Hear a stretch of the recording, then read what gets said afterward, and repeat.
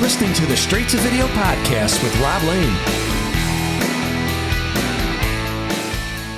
All right, how is everyone? And welcome along to a brand new episode of my Straight to Video podcast. What's new with all of you? Hope you're doing awesome, and thank you as always for listening. Now, today's guest could possibly have one of the longest and most varied list of descriptions to his name of anyone who's been on the show before. He's almost impossible to nail down to one career role, from actor to rock and roll frontman to radio DJ and so much more. He truly is a force of nature, and one that even in his mid-70s is still as creative and outgoing as ever. Michael Debauchery has had a career big and varied enough for several lifetimes. He has over 100 TV show credits and almost 30 movie roles, as well as juggling that with a rock and roll career, beginning with Silverhead and Detective in the 70s and later Checkered Past in the 80s. That same decade, he co-wrote the song Obsession with Holly Knight and even fronted the supergroup The Power Station at their Live Aid appearance. Today, he is a DJ on Little Steven's Underground Garage and has just released a brand new single, a cover of Soul Shake, the 70s song by Delaney and Bonnie Bramlett, which is recorded with Chris Rogers, who some of you will have seen and met on last year's Scott Sorry tour alongside CJ Wilder and Grand Theft Audio.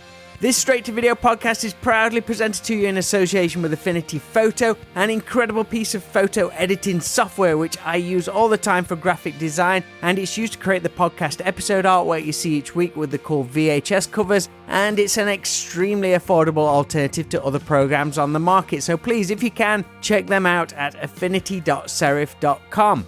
I try my best to get some stories from several parts of Michael's incredible career during this episode, but really, I could have just set him going and sat back to listen to wherever his journey took us. If you enjoy this talk and you're maybe new to Michael's story, then check out his documentary, Who Do You Want Me To Be, to get an even deeper insight, or dive into his website, michaeldebauchery.com. But right now, please enjoy my straight to video chat with the one and only Michael Debauchery.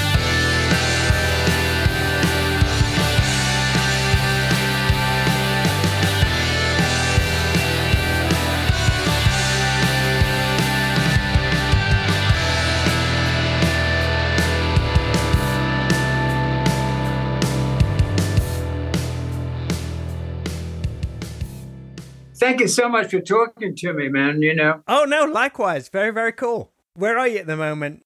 Where am I? Yeah. Wherever I want to be. I love that. I've worked very hard for all of this, as you know. Yeah. We have a house here in Pasadena as well, so it's beautiful here. It's not in the middle of the city, which is like every other city, a fucking disgrace, you know, tense. And I've heard so much about that. I've been lucky enough to go to Hollywood maybe, I don't know, half a dozen times, but it's been well over 10 years since I've been, and everyone says how it's like growing out of control, all that kind of stuff. Oh, yeah, you wouldn't recognize it. It's a very different place, but we live away from all of that. It's truly shocking. And we're very much involved in all of that, of getting food and clothes. God knows I've got so many fucking clothes. So then every now and then you see a skinny old geezer in a black leather jacket, you know, I mean, that gave him. I mean, I recognize that. You know, or some velvet article of clothing. But it's a hard fucking life, man. You know, it's really tough out there. And here, where it's meant to be, you know, the sun is shining and we're making movies. Well, yesterday the actors got it back together, but it's still a mess. Yeah, I say a big day. It's all been announced today about this. Yeah. Week. The issue there for me is that the guys on top in one day are making more money than most actors and actresses make in a year. So there's a tremendous divide in everything, in all things. But anyway, you know, all of that bollocks is terribly important to me, but let's do our thing if we're not doing it already. You're one of my guests where I start doing some research and I'm like, holy shit, where do I start? I should have a band called Holy Shit. Make a good t-shirt. That would be actually a tremendous t-shirt. Holy shit, a picture of me going, hey, you know, with the peace sign and something horrible. So you have a new song which you've recorded with Chris Rogers, Soul Shake, a cover of the 70s song by Delaney and Bonnie Bramlett. Can you tell us how you and Chris first crossed paths and began working together? Because you've recorded before on Bounce Back Baby. Yeah, we are on Stevie's label. Stevie Van Zandt has a radio program called Little Steven's Underground Garage, strangely enough. And I'm one of the DJs. And I'm also on his label, Wicked Cool Records. So I heard Chris's music and I was looking for something R&B, because I'm a rock and roll guy and, Les Paul and Marshall and the thing and the vibe and the Rod Stewart and the Steve Marriott and the Terry Reid and Muddy Waters and all of that. Plug in, let's go. Exactly. But now I'm more into a slinkier thing, girl backups, horns, percussion and rhythm and blues, which is what I loved in the very, very beginning. Silverhead was a blues band. To me, we just happened to wear eye makeup and suddenly became glam rock standing next to the Sweet, which is a whole other story. Now, I love the Sweet. I'll tell you a Sweet story, shall I? Let's go. When we were in Silverhead, we were gigging around and we saw them play. This band played with beards and jeans and cowboy and like hardcore and rock and roll. And then Mike Chapman got a hold of him. Mike Chapman, the heroic and incredible producer, Blondie, so on. And suddenly overnight, they had blue eyeshadow on. So you can imagine from the blues to blue eyeshadow was really a hell of a fucking jump, It was fascinating. Great musicians, really well-schooled blues musicians. And then Chapman came in with these incredible songs and then they became great writers. But I always thought that was a terrific sort of, journey for a band. It's a classic movie, like Down with Alan Wolfe and then suddenly you become covered in sequins like Poland, When would you first meet him with Chris? Have you actually met in person or is this all over the internet? I just loved his music. I have never been in the room with him. That's how incredible this music thing is. People say, oh, you got to be in a room and look at the people that all sweat together and smile. And well, yeah, but he's so talented that it blows my mind how melodic he is and what a wonderful musician and a really great guy. But most importantly, we have this love of that era, the 70s, which Clapton did. When he came out of Cream and he met Delaney Bramlett, who could sing his ass off and was an incredible arranger with his beautiful white body. I'm an actor, and I did actually half a season with Roseanne Barr. If she'd married me, she would have been Roseanne Barr Debar, just so you know that.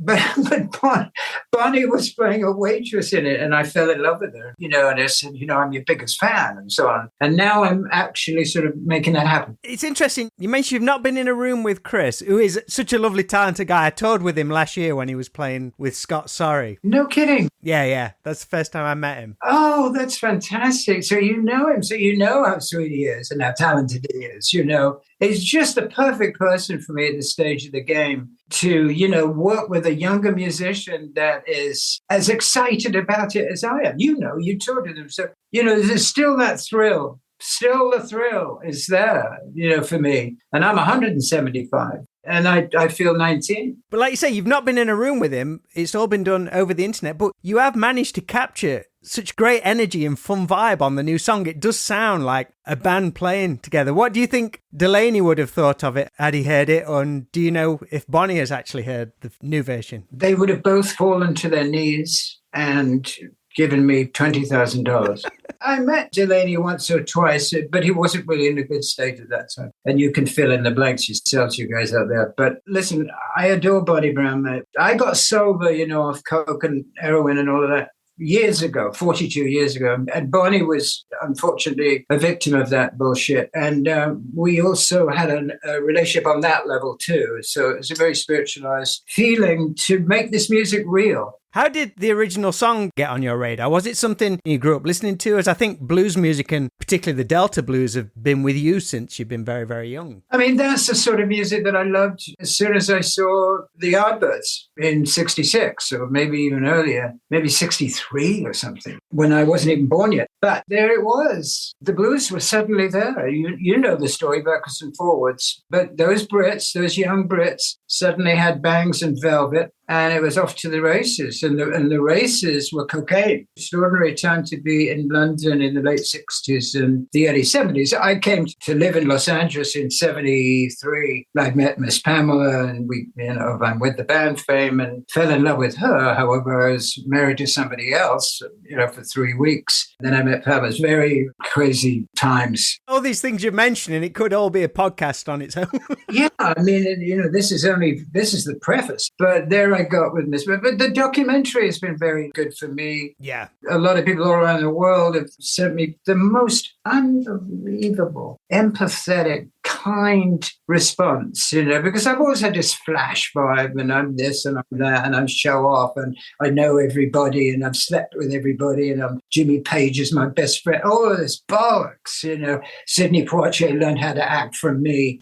I can't win on that level and I don't want to win. But what I've gotten from a lot of people is from that documentary, they see what happened. My dad was in jail, my mother was in the loony bin, and I was thrown away in this boarding school of these hypocritical, bureaucratic, aristocratic, nightmarish people for 8 years. Is that the one? Because I'm coming to you from in between Nottingham and Derby. Now, you went to a boarding school in Repton School, which is not far from me. Is that right? Yes. I was there for 3 years and I was at Claremont Preparatory School in Sussex for 5, and then they shoved me off to this other place. And, it was round about the time when I was 12, 13 that I heard this music, the blues music, not the lads that copied the blues music. I was into Sonny Boy Williamson before, Keith Relf played the harmonica. He's of the Yardbirds, if you don't know, and I'm sure you guys out there do. But I was into the actual fact of John Lee Hooker, not the Pretty Things doing a John Lee Hooker song. And then when suddenly I realized when I was around 13, 14, oh my God, there's bands out there. And I got out of there so fast. I got out of there at 16 years old, ran away, came to London. I met this agent and the agent said, do you want to do commercials? Would you like to do commercials, Michael? I said, you've got a good face. I said, you bet I got a good fucking face. Make me money. And I'm young and I go in and I do the Nuxbar thing, And then after that, I just went to the races. I went to drama school. I was 16, and then a year or so later, I was into Sail with Love, and boom, boom, boom, it all went down. At that age, 16, you're at drama school, but I think this is the time when music began to take hold. You were exposed to some incredibly influential artists. If you don't mind, could you tell me about the BBC coming to your school to film for the Beatles? It was the most incredible thing. Who didn't love the fucking Beatles, obviously? And who doesn't even love Now and Then, this new song? The people that are critiquing that are so out of their minds. It's like saying, well, heaven, yeah, you could go to heaven. It's not what it's all, some of the rooms up there, it's not that good. It's ridiculous to critique. Anyway, so there I am. They wanted 6 kids, 3 girls, 3 boys to go to see, I think it was an NME, New Musical Express thing. Where you got the Yardbirds, Dusty Springfield, the Nashville Teens, Freddie and the Dreamers, all of that. And the Beatles were the headliners. And so they got us in the van, but we went to see the Beatles. And you couldn't hear the Beatles at all. Everything you've heard about it is true. It was a cacophony of, they say screaming. It was screaming, but it was like a thunderstorm. It was like this one creature was watching the Beatles. It's the only way I can describe it because all those people were united over this Liverpudlian Bible. I love that. Just one creature watching them. That's brilliant. Yeah. And there was the creature, and I was part of that creature until the end where I slipped into the backstage. And then the BBC were all going, where's Michael? Is he here? We've got all 5 of them, but we've got one missing, and I don't know where he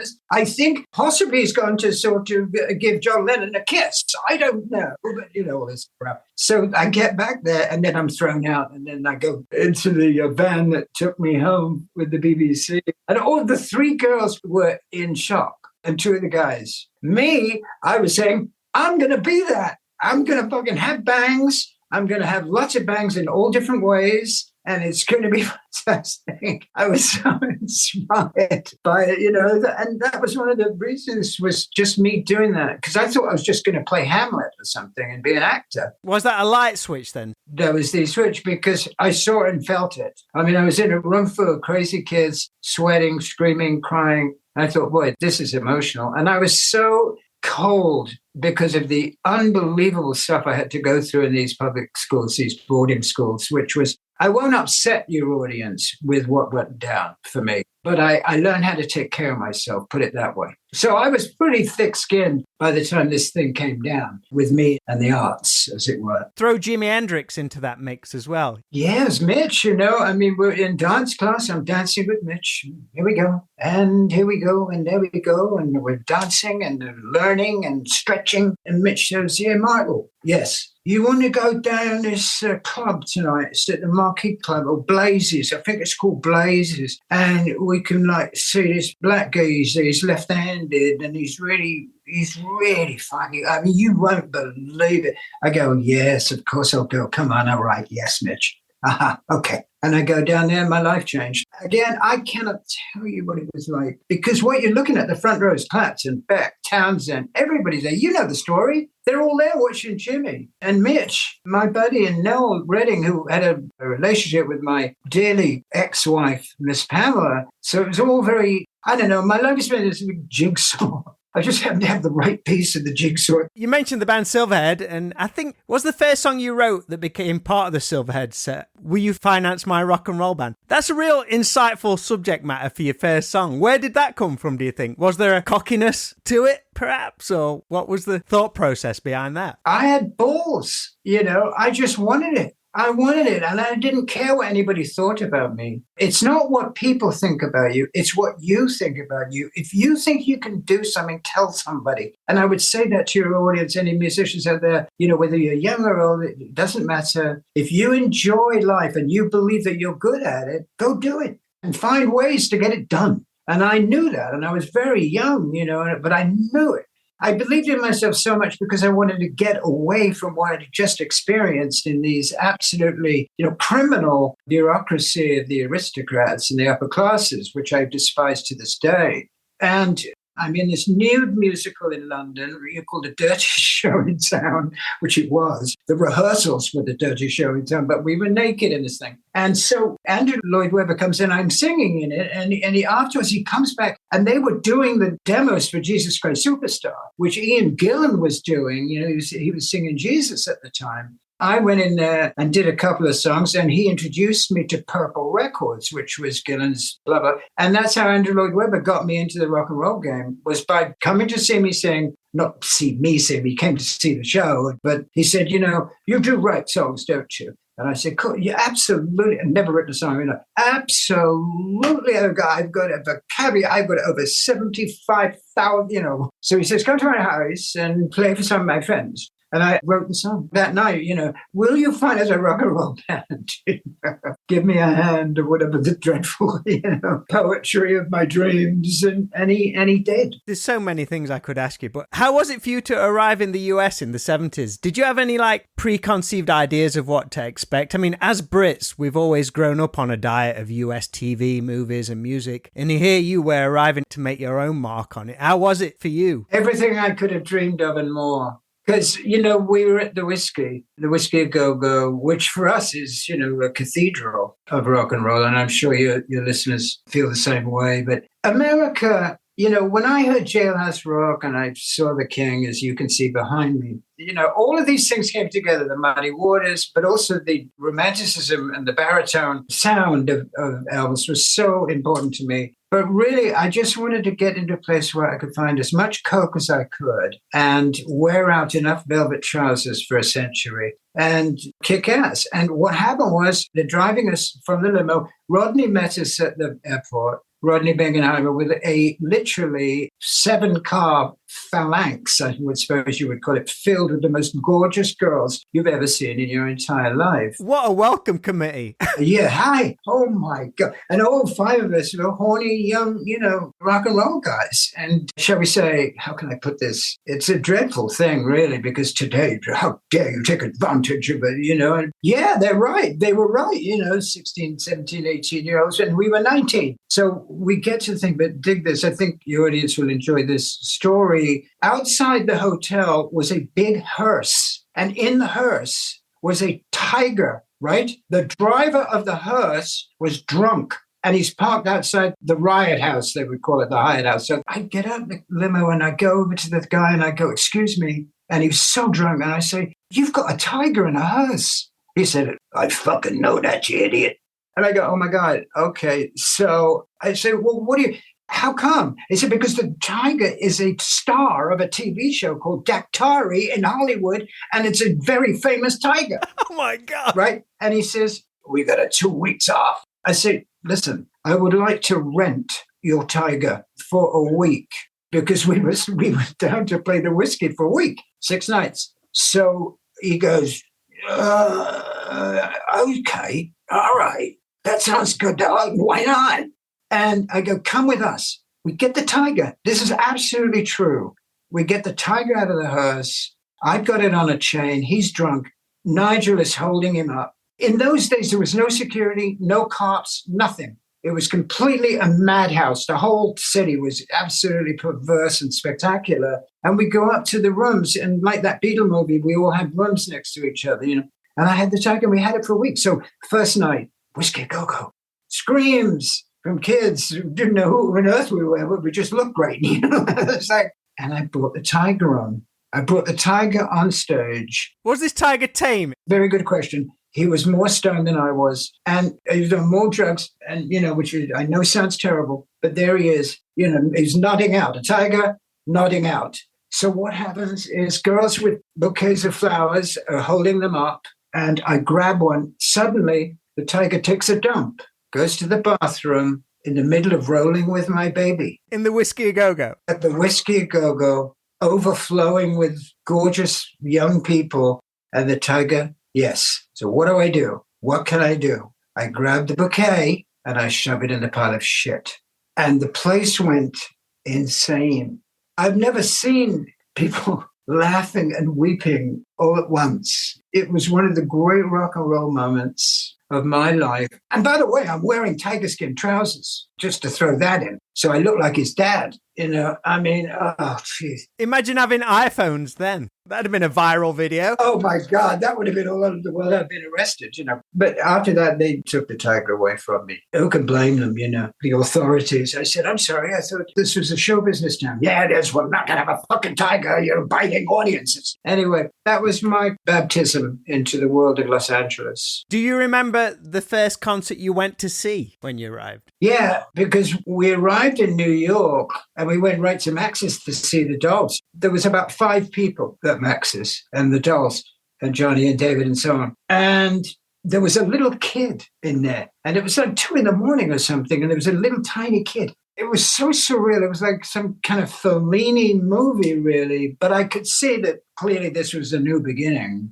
Now we'd already been dressed in drag and boas and shit, but they had a certain New Yorkness about them that was completely fascinating. And I just thought they were the greatest, And then we go back to the Cherry Netherlands, the hotel. And this is absolutely true again. We're out of our minds, thunders and everything. And we arrive at the hotel. We get in the elevator and it's on fire. The hotel's on fire. Right. Which I sang about in one of those songs. And we get in and we go up to the floor and there's smoke and we get into a room. B.P. Fallon was with us, the great rock and roll guy. And we were in there terrified, smoke everywhere. And then these guys, these enormous guys with this big, because this is the early 70s, and the helmets, and they broke down a door. And, I weighed 105 pounds, and so did the band. And they picked us up and took us down by the stairs and put us in this is all within a matter of hours of landing. Welcome to America. Yeah, welcome to the Dolls, welcome to a fire, welcome to the cops, welcome to the press. And then B.B. Fallon, who was our press guy, was getting press review. They're playing in the clubs in New York and trying to sell us to the press while the flames were burning and old women were screaming, and so was the drummer.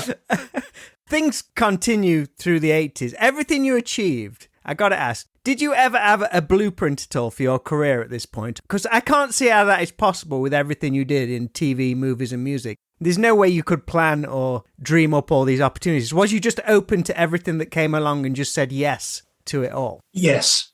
There you go. It was a black and blue print, A black and blue print, yeah. It was bruises, and I just said yes. I've always said yes. See, look at it this way. If I've seen my life like chapters, not bands. I've been in a lot of bands for different reasons, the Zeppelin thing, and then Power Station, all of that Live Aid. All of it has been a chapter. I've never really looked at it as a career. I was physically writing a book, and everything that I did was a chapter in this book. And it was much better that way. If I'd become enormously successful in Silverhead, I would have continued to sing Rolling with My Baby for the next 60 years, which would have been great, But that didn't happen because we were way too early with all of this, the androgyny and all of that. It just didn't catch fire. But second one, Detective, too heavy, cocaine, heroin, forget about it. Next one, Checker Pass, Jonesy, Nigel, all of these fantastic people, we went compass mentis. And then I got sober, and then I was ostracized in 1981 because I got sober very early in the game, and things just went. So I figured it out. I'll look upon it as each chapter of this book. I'm going to enjoy for itself, not for like, oh man, with triple platinum my ass, I mean, listen, the people that got triple platinum didn't get any of the money, believe you me. So it's a different vibe. And I didn't want to go through the bureaucracy of that kind of theft, which was what was happening and still does. And I looked at it as this book, and it's been a fantastic book. And I'm, halfway through it. 1985 comes along, and we have one of the biggest pop culture events of all time, the release of Ghoulies. How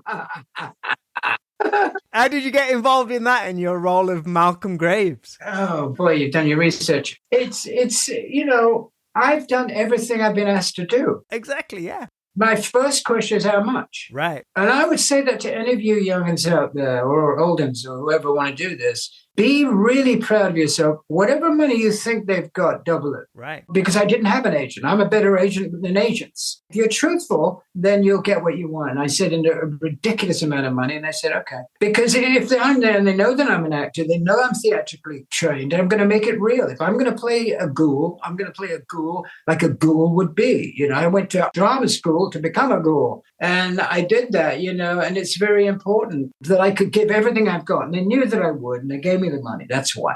And I will do anything that is fun and creative. I mean, I've been in tremendously good fortune, in all of that. And I've never stopped working. And I still weigh 138 pounds. In the world of horror, though, and particularly like Ghoulies and stuff, you're about to do an appearance at Days of the Dead in Chicago in a couple of weeks on the back of Ghoulies and Waxwork 2, which you did in 1991. Are conventions like this a new thing for you? Do you know what to expect? Yeah, they are, and it's, wow, it's fantastic to do these things because A, you make money. B, you've got people around you that are absolutely spectacular. I'm going to see Tracy Lords, Rob Zombie, Ace Frehley. It's an amazing lineup. Lou Ferrigno.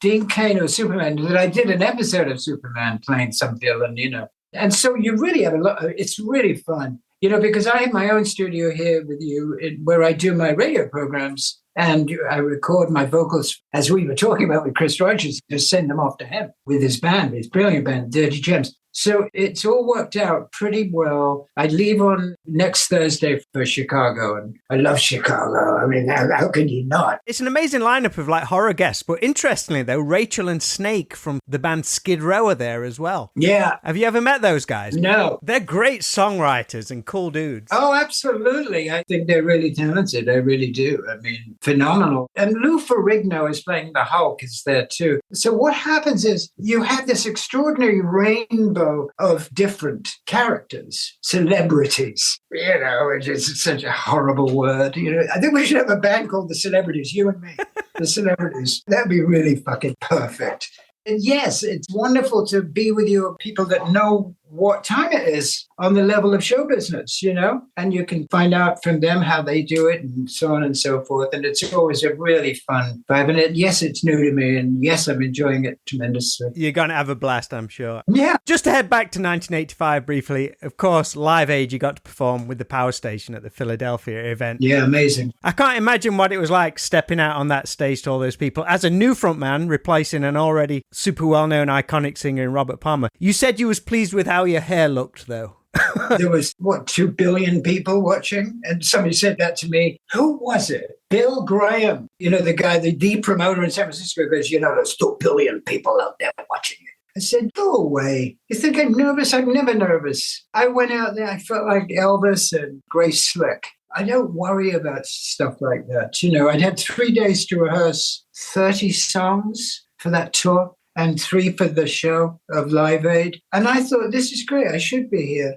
We went to Miami to do Miami Vice. Don, who is my dear friend for many years, way before Miami Vice. And what we did was Don introduced us at Live Aid. So he said, why don't you come down and do like a guest spot on Vice? Probably one of the biggest shows in the world at that point. In the world for 5 years, yeah. There's nobody like him. And we go down there and we do the thing, and we did that gig. And it was like one of the very first gigs, if not the first. going down and being there with my old friend. And it was very moving. Don't get me wrong. Even though I was very confident about going out and singing these songs, these 3-chord rock and roll poems, it was not a problem for me. I knew Robert Palmer and loved him 10 years before I joined Power Station. I would go see him play. He was the Sam Cooke of White Soul. Yeah. This guy was the greatest singer-songwriter. I adored him, and I'm very grateful to the fact that he said he didn't, because knew he was going to be playing to 20, 30,000 young girls. And this was you can't see it because I'm going to do an impression, but that was his right shoulder would go up. Now me, I'm hanging off the rafters with the microphone stuck down my pants. Have some of this.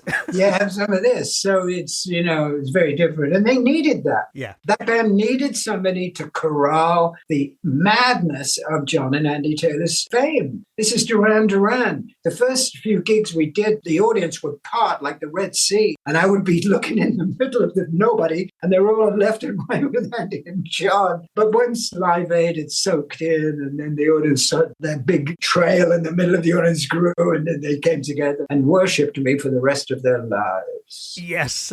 Michael, one last question before I let you go. We've done lots of time traveling, but I'm going to ask you one more time to time travel a little to a Friday night in the late 80s or early 90s, and you head into the video store. What movie soundtrack do you have on the Walkman, and which 3 films are you going to rent for the weekend? I'm going to give you a bonus, though, because I'm going to put We Fight for Love by the Power Station from Commando as a bonus cassette single on the Walkman. Oh, my God, that's so smart. You have done your research. Yeah, that was great. We did that with the Power Station. I wrote that with Andy, that song. Great song on those end credits. It's big, boom, bap, Yeah. boom, bap. It's big and fat. What, 3 movies? Yeah. Porn. Whatever's behind the curtain or the swing doors. Yeah, porn. No specific 3. I starred in 2 of them, which was very exciting. I was going to say I stole the wardrobe, but there wasn't a wardrobe. Brilliant. Other than the Power Station song, do you have a favorite movie soundtrack? Oh, wow. What a fantastic question. Yeah, Obsession. Your version, which was it A Night in Heaven? Yeah, exactly right. You're so good. With Holy Night, he's an incredible writer, and we wrote that. It was #1 all over the world. Michael, I could pick parts of your career for days, but I appreciate you spending some time with me. Oh, it's my pleasure. It's just a delight to talk with you. Really, really had fun. Thank you, and thank you for doing your homework. It helps. Oh, no worries. I'm going to send Chris a message to say I've had a chat with you. Oh, lovely, lovely. He'd be delighted. I adore him. Thank you. Well, yeah, it's been a blast to speak to you. It has. Much love to you.